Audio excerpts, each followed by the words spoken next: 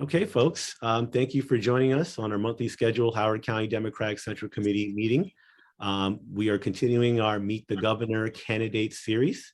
And for this series, we are delighted and very excited to welcome Jon Baron, who is a candidate for governor for this great state of Maryland. We're going to hear his vision for Maryland. We're going to take about 10 minutes to hear what he has to offer in terms of visions for Maryland. And then we're going to offer about 5 minutes for Q&A for the Central Committee to ask questions, same we've been doing for all of our candidates so far. So without further ado, I'd like to please welcome candidate for governor, Jon Baron.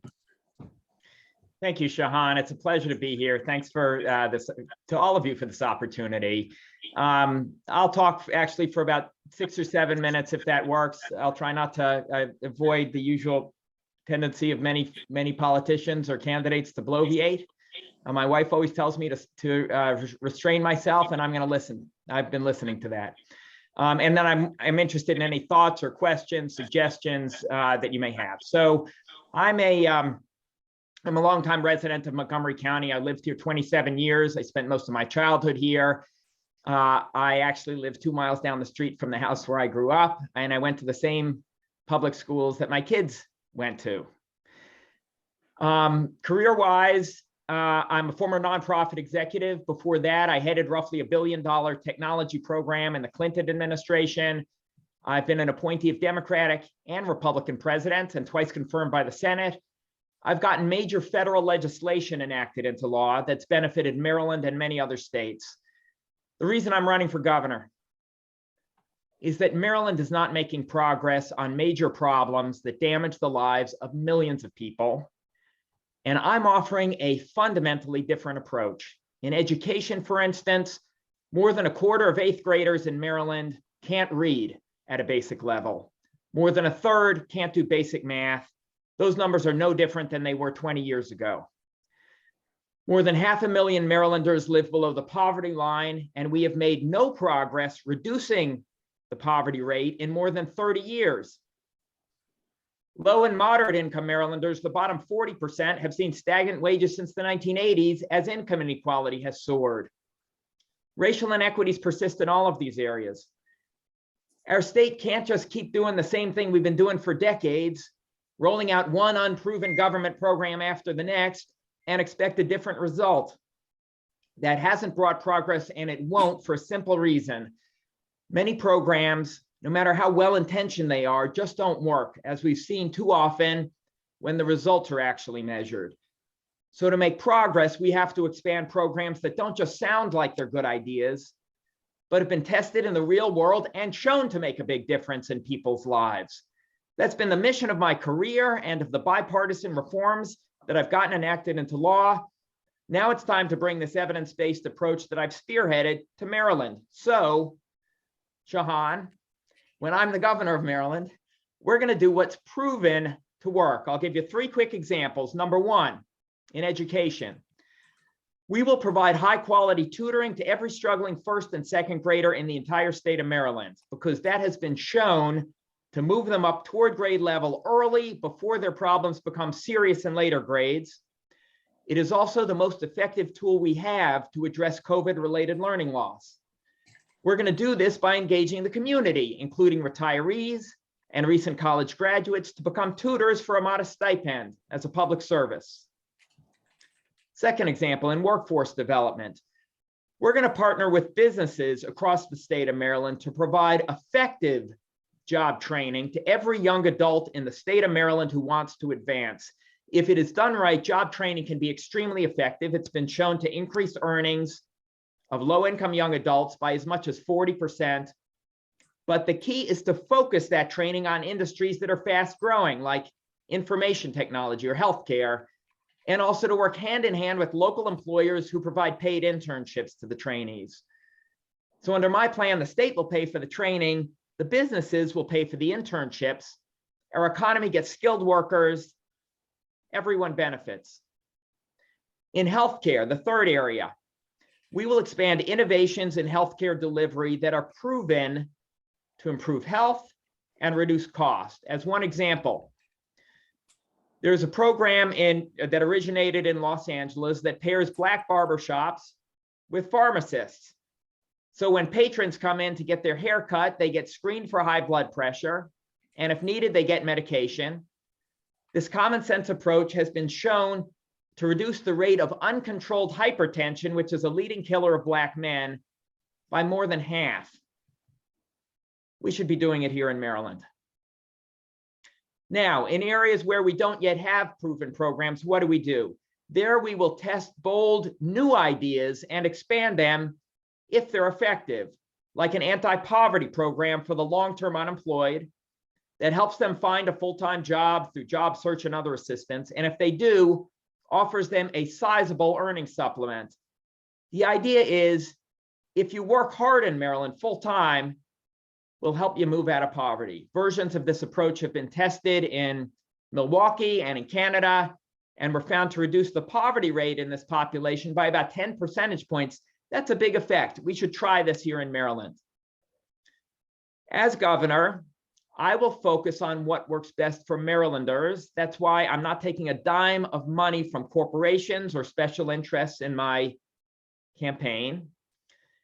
And here's one other innovation in government that we'll bring to government. When we launch a new initiative like the ones I've described, we will require an independent assessment, a rigorous assessment, the results of which will be reported to the voters and to me as governor and to the General Assembly at the same time, so that everyone will see whether this initiative increased high school graduation rates or whatever the goal is. You won't just have to take my word for it. This is the way that government ought to operate. Here's the bottom line. I want to bring a new governing approach to Maryland, one where we are not just rolling out the next new plan and hoping that's going to work. We have done it. We've done that.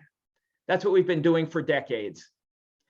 I mean, 20 years from now, will our children look back at this time and say that, we faced all of these problems, stagnant wages, stagnant poverty, stagnant education, and we just kept doing the same thing again and again? Or will they say that, will they look back and say that we rewrote the playbook, that at this moment, Maryland did something extraordinary? We pioneered a fundamentally new governing approach based not just on good intentions, but on evidence about what actually works, and that we finally moved the needle on stagnant wages and education and healthcare and racial equity and other major problems. That is the future I want for Maryland. I'm asking for your help to get us there. Let's do what works. Thank you, Jon Baron. We certainly appreciate that. I'd like to now offer 5 minutes about Q&A. We'd like to open it up to Central Committee for any questions for our candidate here today. Central Committee.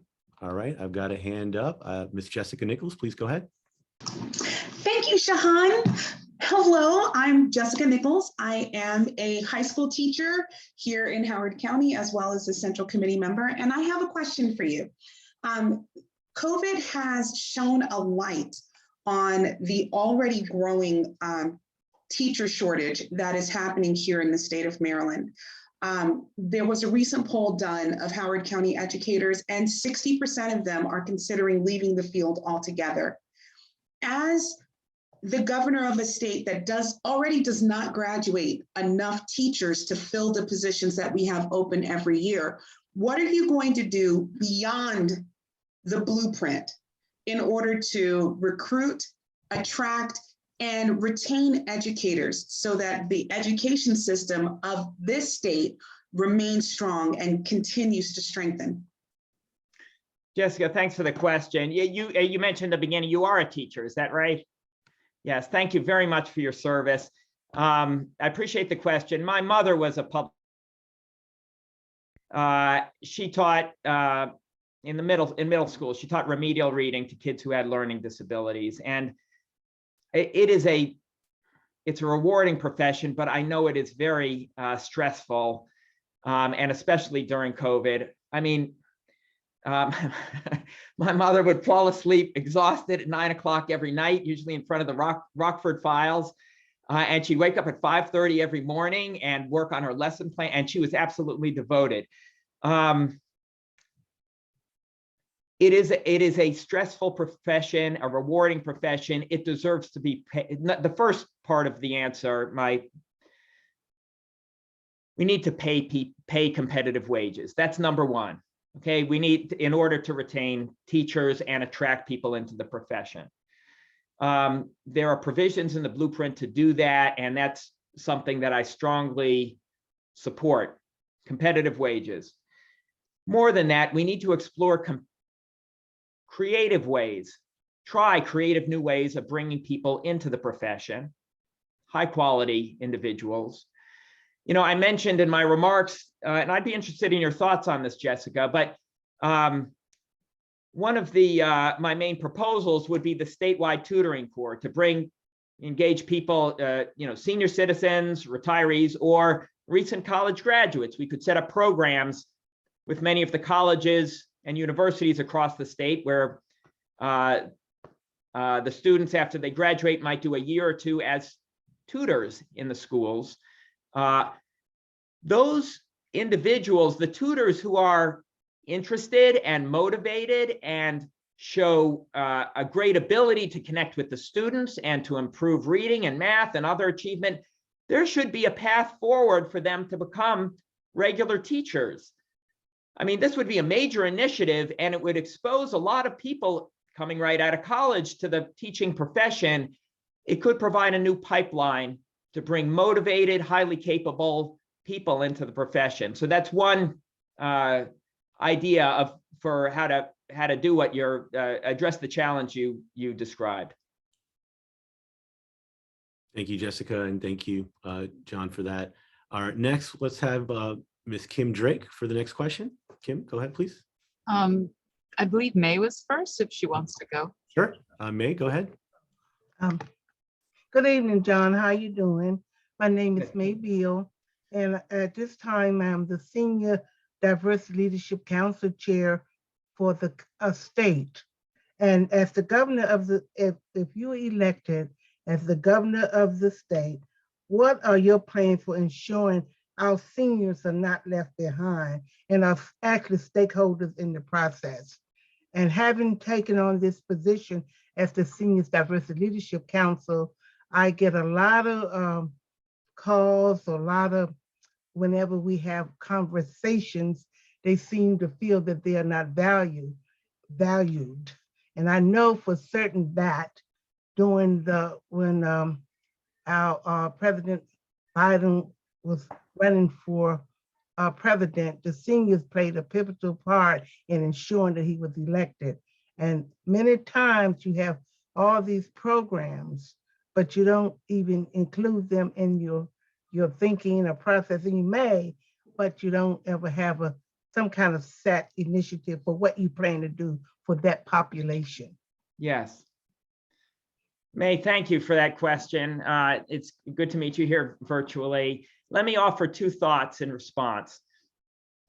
Number one, related to the statewide tutoring corps that I mentioned, you know, I've talked about this with a number of you know, older adults as well as people graduate. There is among older adults, there is often an interest in contributing back to the community. People want to feel valued and they want to be paid for that. They would like to be paid for that value, recognized for that value. And they want to do things that are meaningful to contribute to the community. So tutoring in the schools, there's some programs that exist on a small scale like Experience Corps that pair senior citizens with schools to do tutoring. Those are the kinds of programs that I would expand statewide to engage, that would engage many seniors across the state. Let me talk about healthcare though. So, which is an area, you know, because, you know, older adults are often, more often users of the healthcare system.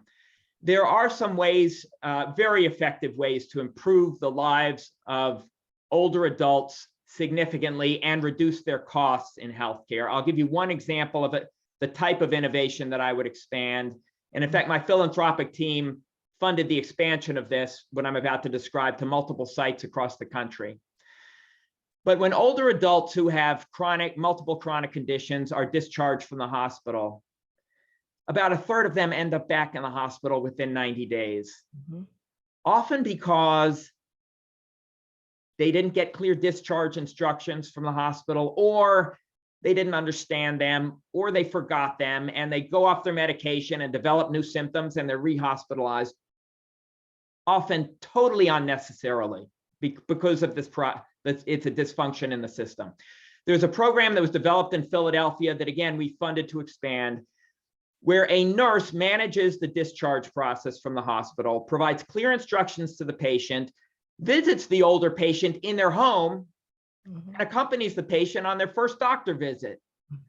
It has been shown to reduce rehospitalizations by 40% and to save an average of $4,000 per patient in unnecessary healthcare costs. That's the kind of common sense innovation that could make an enormous difference in the health and the pocketbooks of older adults across the state.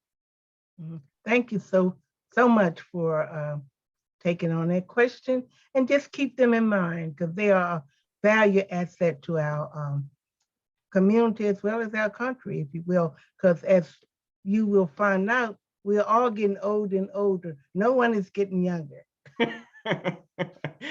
I believe you on that one. Yes, I agree. All right. Thank you, May. Thank you, John. So John, we have 2 more questions queued up, and we're going to ask you kindly, please, we could limit it to under 2 minutes for the response, just to be respectful of the other candidates that came before you and trying to offer the same time. Of course, yes. Next, we'll take a question from Ms. Kim Drake. Kim, go ahead, please. Thank you, John, for being here. I have noticed that there's one topic that's very important to me that I was missing from your discussion and from your profile as well, your website, is environment and climate change. So I was wondering if you could talk about that for me. Thank you. Thank you, Kim. We are going to roll out a new section of the website on my climate proposals. Here's what it's going to propose. Maryland has actually, on climate change, we've done quite well as a state on that. We have reduced carbon emissions by about 37% over the past 15 years, the most of any state in the country.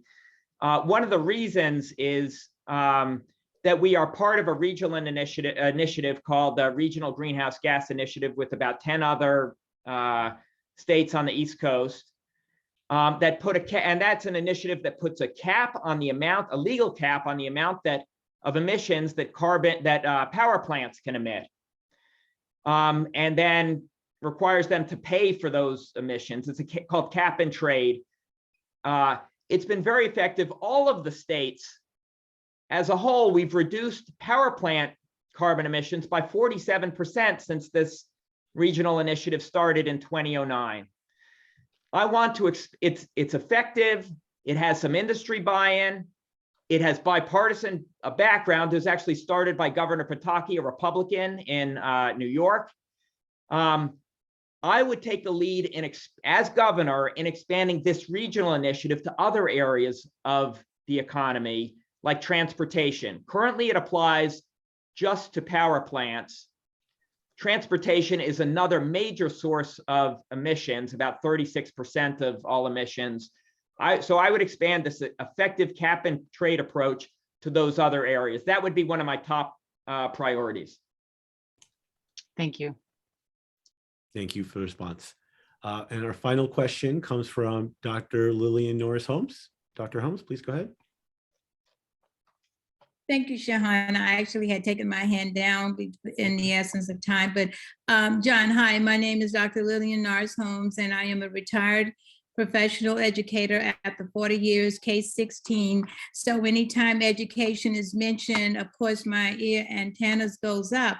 So I can appreciate your statewide tutorial program. However, I had some questions as you were discussing about it as the implementation of it, because there is a long gap between the governor's office and the classroom, and how the process in which you plan to get the tutors to the classroom from the governor's office, with your program, going through the superintendent, then the central office, and then the curriculum directors, the principals, the teachers, the students, the parents, okay?